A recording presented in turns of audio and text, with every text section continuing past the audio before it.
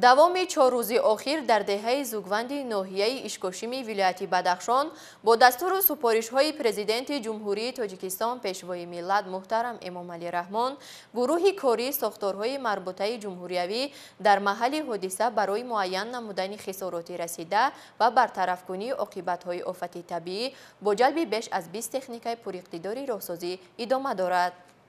чуноне ки қаблан иттилоъ дода будем, дар натиҷаи якбора гарм шудани обу ҳаво, обшавӣ бо суръати пиряхҳо ва баландшавии оби рудхонаи деҳаи зугванди ноҳияи Ишкошим дар деҳаи мазкур ҳодисаи селфуроӣ ба қайд гирифта шуд ва дар баробари фаъолияти шабонарӯзии сетоди вилоятӣ давоми 4 рӯз дар маҳалли ҳодиса бо дастуру супоришҳои асосгузори Сулҳу ваҳдати миллӣ пешвои миллат президенти ҷумҳурии Тоҷикистон муҳтарам Эмомалӣ Раҳмон, комиссияи ҷумҳуриявӣ оид ба ҳолатҳои фавқулода бо ҷалби аъзоёни комиссия, намояндагони кумитаи ҳолатҳои фавқулода ва мудофиаи гражданӣ назди ҳукумати ҷумҳурии Тоҷикистон, кумитаи меъморӣ ва сохтмони назди ҳукумати мамлакат, вазоратҳои нақлиёт ва энергетика ва захираҳои оби ҷумҳурии Тоҷикистон, саридораи геологияи тоҷик ва дигар роҳбарону масъулони сатҳи ҷумҳуриявӣ дар ҷои ҳодиса қарор доранд ба бартарафкунии оқибатҳои офати табиӣ дар ноҳияи Ишкошими вилояти Мухтори Кӯҳистони Бадахшон идома дорад. Тибқи хулосаи комиссияи ҷумҳуриявӣ дар натиҷаи рух додани офати табиӣ дар деҳаи зугванди ҷамоати деҳоти Зонги ноҳияи Ишкошим дар маҷмӯъ 39 хонаи истиқоматии сокинони деҳа ки аз ин шумора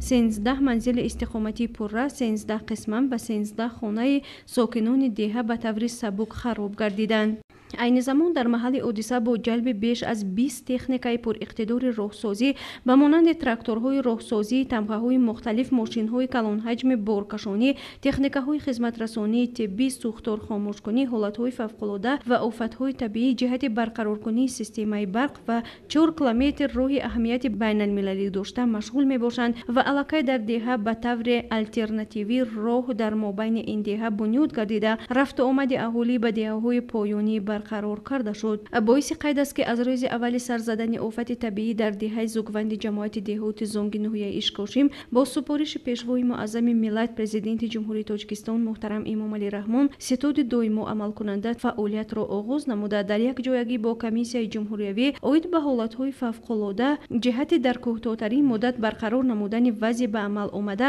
аз тамоми имкониятҳо истифода намуда истоданд. аҳолӣ аз офати табиӣ зарардидаи деҳаи зугванди ноҳияи Ишкошим ба сарвари давлат ба ҳукумати ҷумҳурии Тоҷикистон барои кӯмакҳои башардӯстона ва дастгириҳои пайваста дар чунин вазъи ба амал омада изҳори миннатдорӣ намуданд.